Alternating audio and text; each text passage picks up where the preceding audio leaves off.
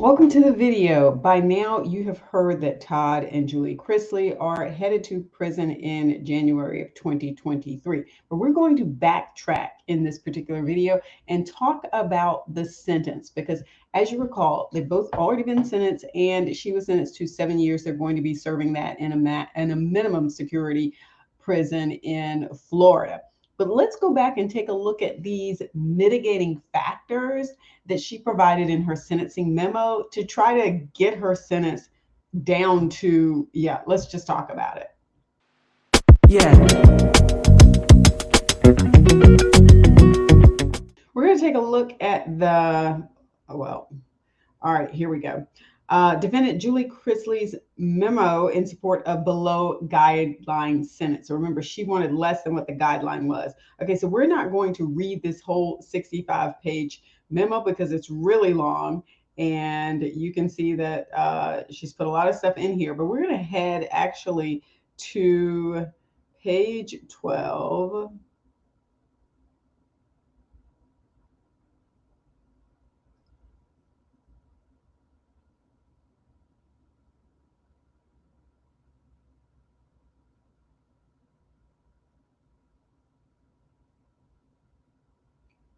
Okay, page 12, request for a below guideline sentence. And we're going to start here because she talks about everything from what she did and didn't do as a part of this tax evasion and bank fraud.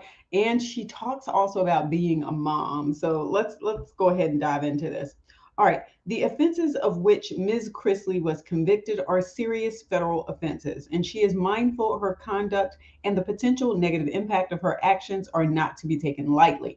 In imposing a reasonable and appropriate sentence, Ms. Chrisley requests the court to consider several mitigating factors. Imposing a sentence on a fellow human being is a formidable responsibility. It requires the court to consider with great care and sensitivity a large complex of facts and factors. The notion that this complicated analysis and moral responsibility can be reduced to mechanical adding up of a small set of numbers artificially assigned to a few arbitrarily selected variables wars with common sense.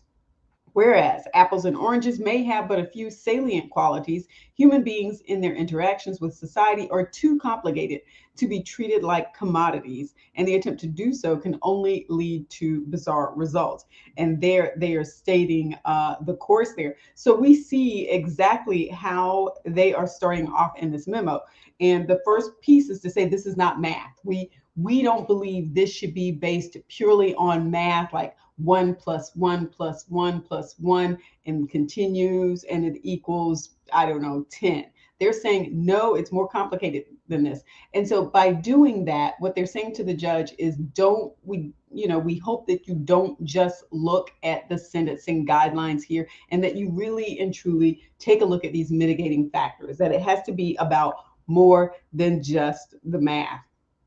But think about it. The math is there for a reason. It's there to make sure that there is consistency in the application of the time served so that, one person doesn't get something that's way different from some other person, because we know that sometimes in the past there have been huge discrepancies based on just a simple thing as, a person had a good attorney or a bad attorney, or race or age or sex. There are lots of reasons why in the past those variances took place when it came to sentencing. So we had these sentencing structures put in place, but they're saying this is not a math equation.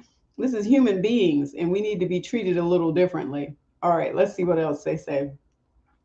Ms. Chrisley respectfully requests the court impose a non-custodial sentence that includes a combination of probation, restitution, and community service. This below guideline sentence is reasonable and reflects the seriousness of Ms. Chrisley's offenses and meets the needs of the public while taking into consideration such mitigating factors as her extraordinary family obligations, her minimal role in the bank fraud conspiracy, and the absence of factors generally found in cases in which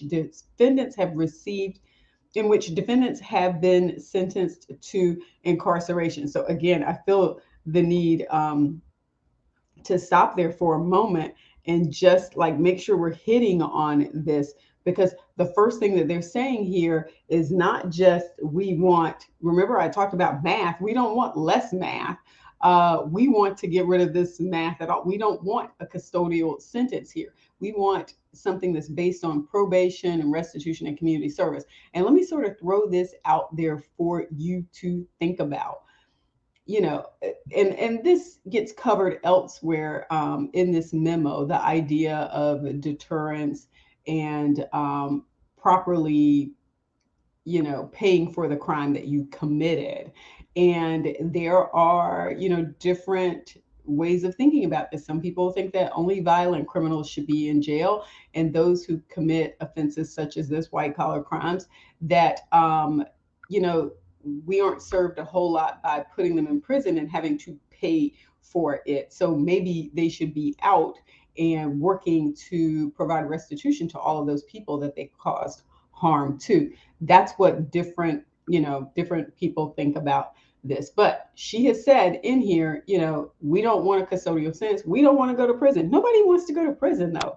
I mean, that's not a new thing. We wouldn't expect her to say anything different there. Nobody really wants to go to prison. All right, let's continue scrolling here to see what's next. All right, so now we're going to go into these mitigating factors supporting a below guidelines sentence. As explained in Ms. Chrisley's PSR objections, and this is when they did the sentencing report, which are equally applicable to the revised PSR, the trial evidence shows Ms. Chrisley's role in the case was limited, and she had the least involvement among all the conspirators in the actions giving rise to the charges. No evidence was presented at trial that Ms. Chrisley created or submitted any false bank statements or financial statements related to the bank loans at issue, that she obtained a loan from any of the banks at issue, or that she participated in securing any bank loans at issue. The evidence shows Ms. Chrisley did not join the conspiracy until many years after the loans addressed in the PSR were obtained, and that she had a minimal role in the conspiracy and no role at all during the time the loans addressed in the PSR were obtained. So there you have her sort of laying out this first piece. And the timeline thing does help, okay? To be able to say, hey, look, I wasn't even involved when this conspiracy sort of came together. Here are all of the things that I didn't do.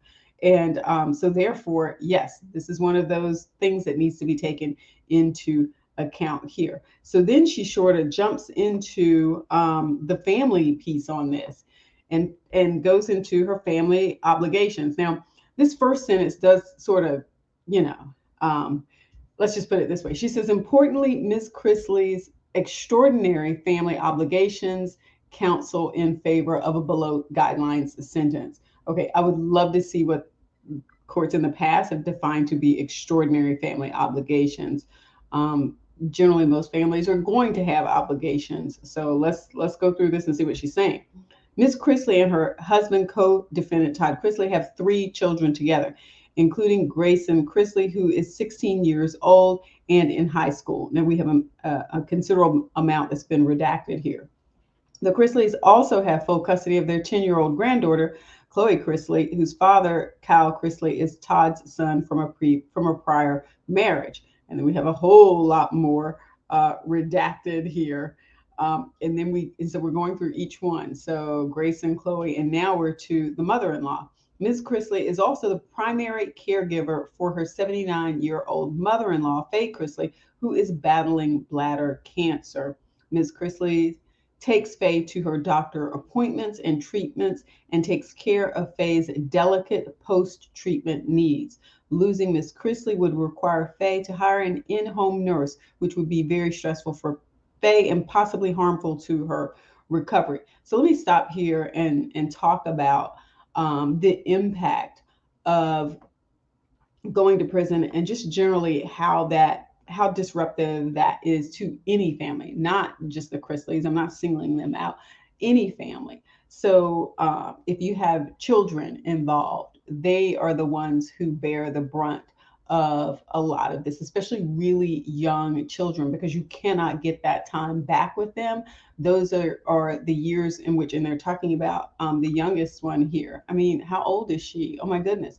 So they are going to bear the brunt of this. Now, the one that's in high school, yes, it is going to be very traumatic for him also. But then you have a couple that are older.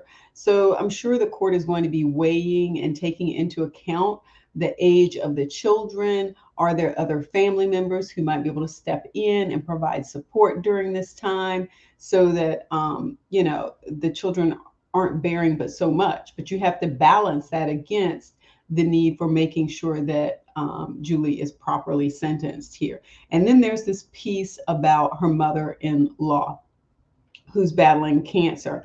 And this whole thing is sort of, there are a lot of family complexities going on in this case, especially, the fact that Todd Chrisley pulled in his mother to be a part of the fraud and then, harassed his daughter. So it says a lot about him. Now, Julie has included this in here, and cancer is a big deal. Having post-treatment needs is a big deal. Having people around you to support you as you're trying to get well, all of this is a really big deal. And you need to feel comfortable with the person who is providing you care. And, it's going to be really hard for Faye Chrisley, I'm sure, All right, so let's go on to the next part here, where we talk more about family and friends here. Ms. Chrisley has the love and respect of her family and friends who have submitted approximately blank letters of support attesting to Ms. Chrisley's character for this court's consideration, copies of which are attached as Collective Exhibit C. These letters show Ms. Chrisley as hardworking, unfailingly selfless, devoted to her family and friends, highly respected by all who know her, and strong of character. They describe her, among other things, as honest and sincere in every way, and greatly respected in her community. A cancer survivor who unhesitatingly aids and comforts others dealing with cancer and other medical traumas, including by bringing them home-cooked meals. A volunteer helping foster children with the Tennessee Alliance for Kids, the caretaker of her family and friends and community, the nucleus, the core, the heartbeat to all who love her, and the glue that holds everyone together. And so I don't think anyone's doubting that there were these aspects to her personality. And the thing about reading these sentencing memos, and then in some instances, if you've been following my channel, I've done some of the letters that were submitted in support of Elizabeth Holmes, who, was the former founder and CEO of Theranos. So, their goal here is to present a more well-rounded picture of this person, and they do that by bringing up all of these other things that the person has done. Her friends and family, and indeed the public in general, would be much better served if Ms. Chrisley was given a non-custodial sentence. So there we are. We're back to this reference about her being a non-custodial sentence, getting not serving prison time. As one of Ms. Chrisley's friends summed it up, we need more role models in our communities like her, not less. And that's a letter from Lee White attached in Exhibit C. During the entirety of the time since 2016 that Ms. Chrisley has been on bond pending trial and after conviction, she has been a model probationer. Okay, so that's our first one. Okay, our next mitigating factor that they're sort of talking about here, some things for concern, and this is when you have two open. Okay. Incarceration is unnecessary for deterrence. And this is that one where we're saying, sometimes people are just like, have they learned their lesson already, or do they still need to serve time? And yeah, and so one of the things that probably comes up when the government's talking about this on their side is, but they continued to do stuff even after they knew that they were, being looked at for this. All right, incarceration is unnecessary for deterrence. In determining the particular sentence to be imposed, a sentencing court is required to consider, among other factors, the need for the sentence imposed to protect the public from further crimes of the defendant and to afford adequate deterrence to criminal conduct. Those factors cover both specific deterrence and general deterrence. As to specific deterrence, the likelihood a defendant will engage in future criminal conduct is a central factor that district courts must assess when imposing sentence. Ms. Chrisley, a first-time offender, has no prior criminal record and is therefore at very low risk of recidivism. This case is an isolated event in Ms. Chrisley's lifelong abidance of the law. Moreover, the government's investigation and prosecution of Ms. Chrisley, as well as her trial and conviction, were widely reported by media across the country, publicly humiliating her. This damage to Ms. Chrisley's reputation serves as additional deterrence. The scarlet letter of the federal conviction she will bear for the rest of her life, combined with the prospect of being incarcerated away from her family, has deepened her respect for the law, ensuring she will never engage in recidivist behavior. And then they quote something from a particular court case stating that in this particular case, Gall, self-motivated rehabilitation lends strong support to the conclusion that imprisonment was not necessary to deter Gall from engaging in future criminal conduct or to protect the public from his future criminal acts. Thus, protecting the public from further crimes by Ms. Chrisley is not a concern. So basically what they're saying is, okay, so, they had this TV show, they were public people. I think when I went to Todd Chrisley's Instagram page, he had like over 2 million followers. And what they're saying here is she has been so publicly humiliated that she now wears the scarlet letter that she has been convicted of this tax evasion and fraud. And everybody knows it. It's been all in the media. And so she's less likely to do it again. This is going to be a deterrence for her. That's going to be enough. And that's what they're saying there. All right, as to general deterrence, even if criminals are rational actors and general deterrence worked to decrease the likelihood of criminal action by increasing the probability and severity of punishment, okay, surely what affects general deterrence is the probability and expected severity of punishment attending a given offense, rather than the extent of an upward or downward variance in an outlier case. There is no reason to believe a below guideline sentence for Ms. Chrisley will in any way affect the expected sentence to be handed down for committing bank fraud and similar offenses. Whether Ms. Chrisley receives a sentence of probation surely cannot meaningfully affect whether would-be criminals decide that their own potential criminal activity is worth the risk of being caught and punished. Because a sentence within the original guidelines range will not serve the needs of the public any better than the requested non-custodial sentence. The sentence proposed by the PSR is greater than is necessary to comply with the purposes of the statute listed there. Okay, C, an alternative sentence better satisfies the purpose of rehabilitation. Okay, so one of the reasons that you serve is not just to pay back society for the crimes that you've caused, is because you're supposed to be rehabilitated so that you don't do these things again. All right, after Booker, courts need not impose imprisonment, okay, but may use a non-prison alternative that better satisfies the purposes of punishment, including the need for treatment, medical care, or rehabilitation in the most effective manner. In fact, the Sentencing Reform Act rejects imprisonment as a means of promoting rehabilitation. It said in Mistretta v. United States, the commission shall ensure that the guidelines reflect the inappropriateness of imposing a sentence to a term of imprisonment for the purpose of rehabilitating the defendant. Given section 944K's dictate that rehabilitation is only proper outside a prison setting, an alternative sentence for Ms. Chrisley of probation and community service serves the rehabilitative goals of punishment better than a prison sentence.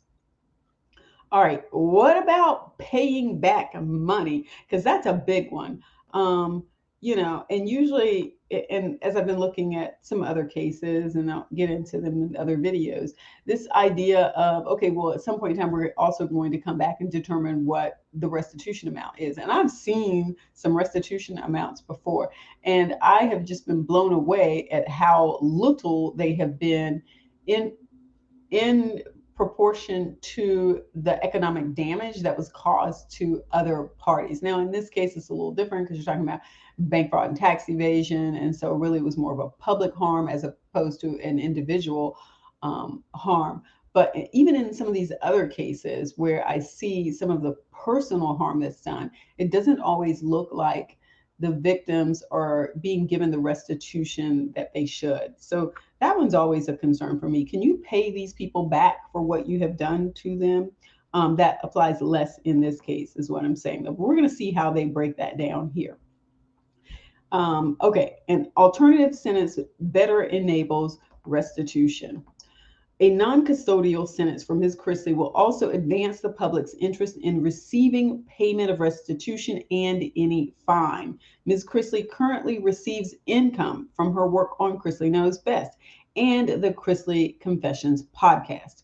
As the PSR states, Ms. Chrisley does not have the ability to pay a fine in addition to the total amount of restitution and federal tax payments due in this case instantaneously.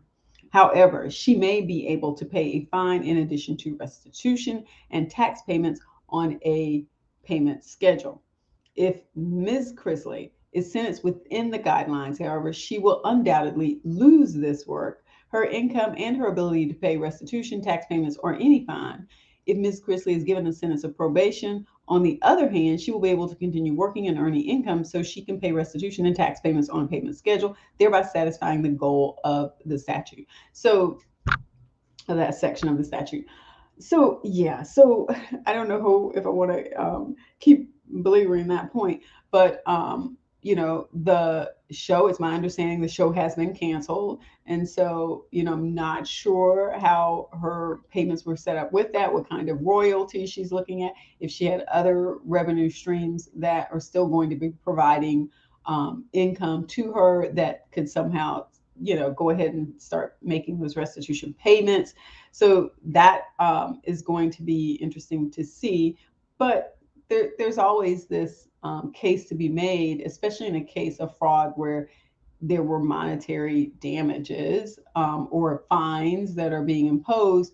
Do you let the person out so that they can start paying that back? Do you cut the sentence short? Do you do a non-custodial sentence? So that's the question there. And that's what they're asking. Let me out so that I can pay you back. All right, the next section says, this is E, the combination of extraordinary factors allows a downward departure if the court determines none of the grounds submitted above, standing alone, forms a valid basis for a downward departure. The court nevertheless may consider whether any combination of the factors would authorize a downward departure. So what they're saying is, okay, so even if I take the restitution one alone and it's not enough, or the family circumstances alone and it's not enough, the court is saying, even if those are not enough individually, let's put them all together. Maybe if we add them all together, that is enough to say that she can have this sort of downward departure from the sentencing guidelines. That is what they are arguing here. And then they cite, of course, this court case stating the sentencing guidelines envision situations in which a combination of departure factors could result in a departure, even if none of the factors taken individually would warrant a departure. In fact, the Sentencing Commission endorses the policy of affording the sentencing court wide latitude and discretion in examining factors for a downward departure. It says the court may depart from the applicable guideline range based on a combination of two or more offender characteristics or other circumstances, none of which independently is sufficient to provide a basis for departure. The combination of factors set forth above authorizes a sentence for Ms. Chrisley that recognizes the severity of her offenses and respects the reality of her circumstances. A below guideline sentence of probation and accompanying conditions is warranted. All right, now let's get to this Next one. If the court imposes a sentence that includes incarceration, Ms. Chrisley requests that the court impose a split sentence. Oh, let's break this down. If the court determines a sentence for Ms. Chrisley that falls within Zone C of the sentencing table, and if the court is inclined to impose a period of incarceration, Ms. Chrisley would request the court to impose a split sentence under USSG. Okay, we've got the section here. Specifically, Ms. Chrisley would request the court to impose a sentence consisting of a period of imprisonment followed by home detention or supervised release. So let's talk about that for a little bit. Split sentencing with periods of imprisonment and home detention. That is that a model that we should be looking at more? I mean, is that something to like really start to consider because we're used to everybody serving their sentence and then, possibly getting out and the supervised release and that sort of thing. So our minds have been programmed to do these things a certain way. And we hear less about split sentencing.